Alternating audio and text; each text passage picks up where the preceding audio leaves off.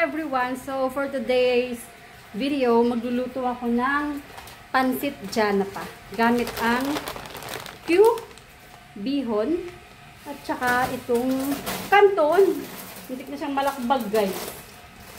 Itong sulit na pansit kanton. Ayan o.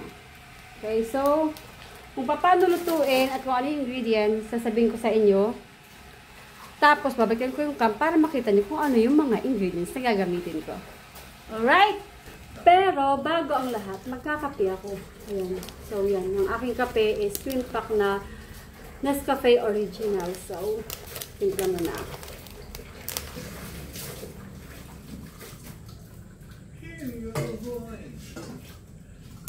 Tayo ng kape ko yung damit ko pala.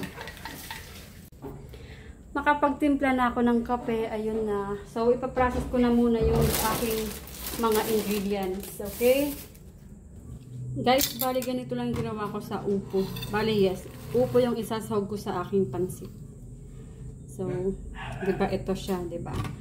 So, hiwain mo lang sa ganito. Tapos, hiwain mo pa ulit ng paganito.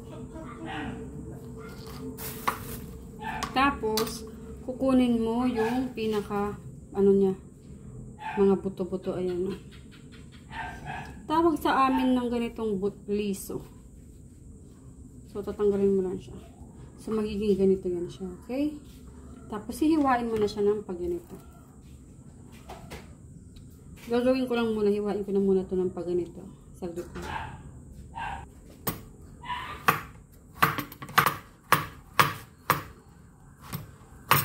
So guys, ito yung aking ingredients sa bawang, sibuyas, paminta na medyo durog, ayan. Tapos upo, atay tsaka liempo, syempre pansit canton, at saka super Q, kimchi golden bacon. Okay, continue. Meron ako dito toyo, tsaka oil. So, dato po yung aking toyo ngayon na gagamitin. Tapos, maglalagay ako ng brown sugar. So, yan ang aking mga ingredients. Let's cook! So, ito na guys. Maglalagay na ako ng mantika na panggisa. Okay. Ang aking trusty na sandok. Aalis na yung aking kawali. Ito ko yung bawang. Gisa-gisa lang. Tapos ilalagay ko na yung sibuyas. Okay.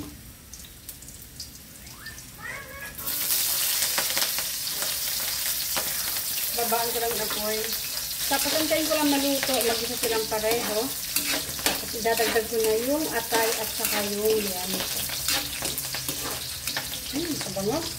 Ngayon, ayan, luto-luto na na. Nag-isa-gisa na. Idadagdag ko na yung atay tsaka yung liano ko.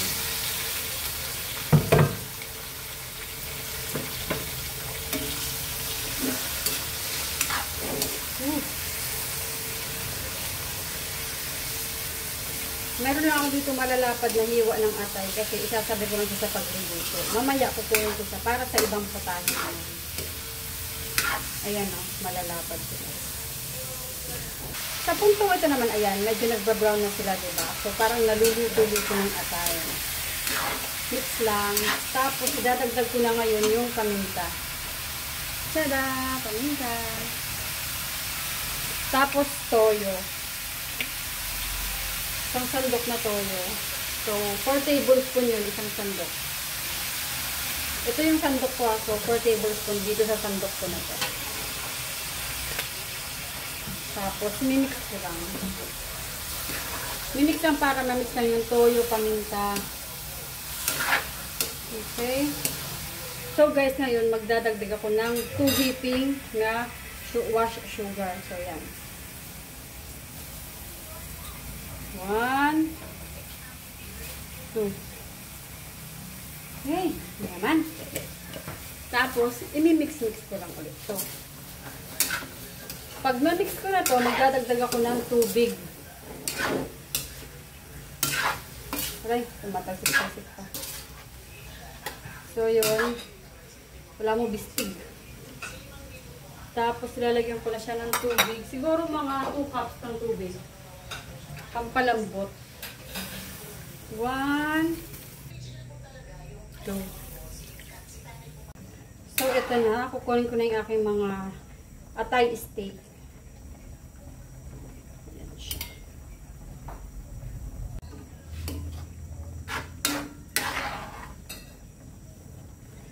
So, ayan. Nakuha ko na lahat ng aking atay steak. Ngayon, ilalagay ko na yung gulay. Ito yung upo. Upo. Mimix ko lang. Tapos, tatakpan ko ito pag na-mix ko. Okay. Guys, ayan na. Pag kulong-kulo na siya, lalagyan na ng tubig. Kasi itong tubig, pangluto na ito ng pansit.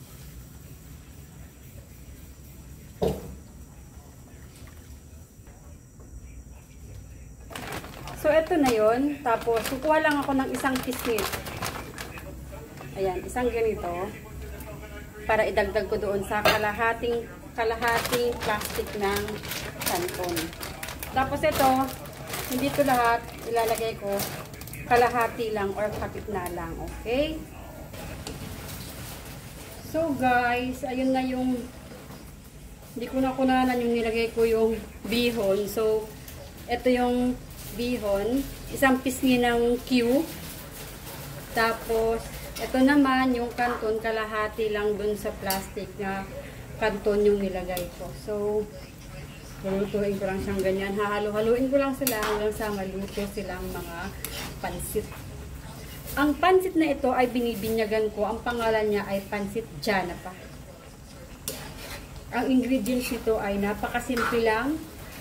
Baboy, atay, syempre toyo, paminta, bawang, sibuyas. Meron akong nilagay dito na asukal. Pagkatapos, yung bihon tsaka kanton naman. So, antayin ko na lang tumaluto. Balikan ko kayo saglit. So, guys, ito, tatakpan ko lang para maluto at sipsipin ng noodles yung sabaw. Takip. Hinaan yung apoy. Antay maluto. So, after, ito na. Yung ano? Okay. Tapos, syempre, yung pampalasa, tak, Ajinomoto. Pampasarap. Ayan. So, mix lang. Tapos, okay na. Mix lang. Mabango. Excited na ako kumain. Okay. Ayan na guys. Yung ulam. Ulam na masarap. At bagong luto. Alam nyo kung anong masarap dito sa pansit Janapa? Instead na kalamansi, masarap na sasawan dito, timplados na suka. So, nakatimpla na to. Check ko lang para mas masarap. Okay. Naman. Diba? Tapos, ay, kasarap ng anghang ng amoy ng anghang. Kanya man. Mainit nga lang talaga to.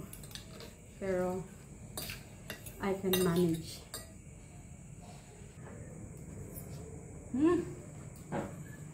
Sarap na sarap. Siyang siya. Imagine mo, may gulay ka na, may karne ka pa, meron ka pang pansit in one.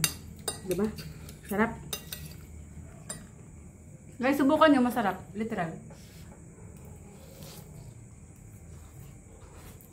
Mait na lang. Ubusin ko na to, kakainin ko na to. Sana subukan nyo niluto ko kasi alam ko masasarapan kayo kasi Para sa akin, masarap itong pansit dyan na pa. Hanggang sa susunod na pagluluto. Bye-bye!